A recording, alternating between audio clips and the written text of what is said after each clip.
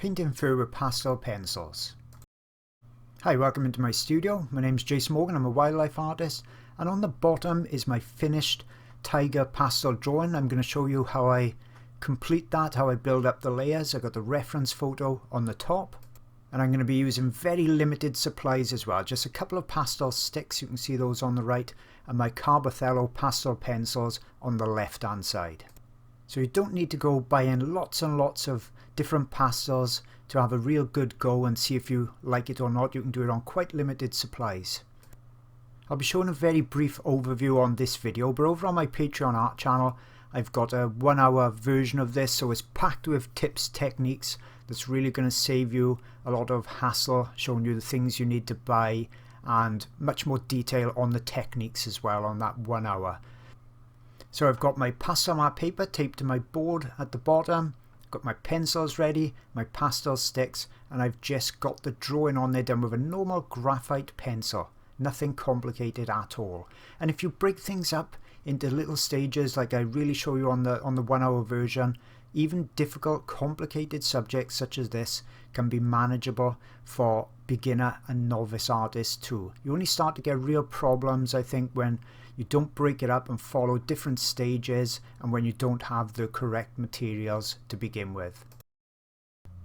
So to start with, I'm blocking the underdrawing in with Conti sticks. Now these are cheaper than pencils, so they do pretty much the same thing, but you're not wearing your pencils out. So here's a tip for you to start with. Get some just Conti sticks, and I'm blending in then with a paper stump. You can use your fingers as well, and now you see I'm starting to grow gradually lighter and lighter using my pencils. And it's important to get a dark underlayer in first, otherwise those lighter tones, as I say on all my other videos, are just not going to show up at all. And the basic principle when you're doing fur like this, whether you're using oils or pastel pencils, is to go dark enough at the beginning so those lighter layers, as you can see I'm putting on now, really start to show up. And obviously with pastels we've got that benefit that you haven't really got with coloured pencils, in that those lighter tones, you can see I'm putting a white on top now, really show up and are easy to lay on top, just like with oil paint. So you've got the best of both worlds with them.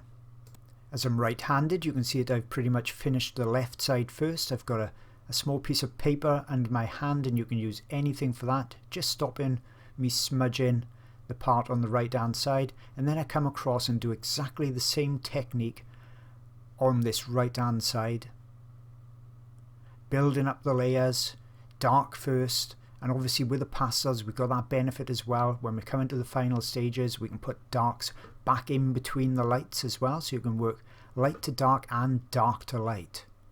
And these carbothello pencils really sharpen well with a crank handle sharpener. They have fairly hard pencil. Now on these final stages, here's a quick tip I cover in detail on the longer video. I'm using a standard coloured pencil just to put in a few of the lighter white hairs and also a few of the dark hairs as well, something that I'd want the real detail on. Hope you've enjoyed this short video.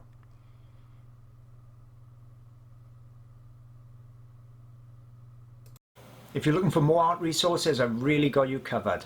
I've got a dedicated tutorial website, that's jasonmorgan.co.uk. Lots of videos on there, ebook tutorials, you name it, it's on that site.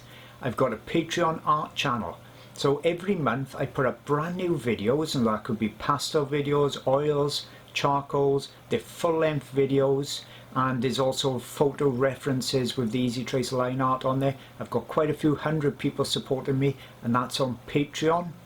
And also if you're after even more reference photos, I've got a dedicated website just packed with reference photos. I think there's about 900 on there at the moment. So that's wildlifeart-online.com. Now please, with my YouTube channel, new videos coming on here as well. If you can possibly subscribe to the channel, then you're never going to miss out on new videos.